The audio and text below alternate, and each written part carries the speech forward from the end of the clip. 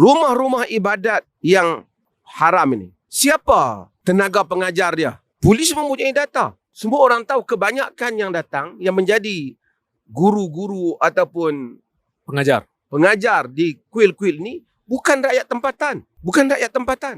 Kita orang Islam di Malaysia ni, ustaz-ustaz nak mengajar berapa lapis punya tapisan. Tambah-tambah kalau lagi daripada luar negara. Ya. Tapisan keselamatan lah dan sebagainya. Berapa lapis tambah ustaz? Nak disemak. Adakah dia mempunyai rekod yang mungkin ada elemen-elemen keganasan dan seumpamanya. Ini kebanyakan kuil yang tidak sah. Kemudian gangsterism yang disebut oleh banyak pihak dijadikan sebagai pusat kumpulan-kumpulan tertentu untuk mengawal masyarakat mereka. Dan saya bertemu dengan sebahagian orang-orang Hindu yang tidak bersetuju dengan kuil yang haram ini.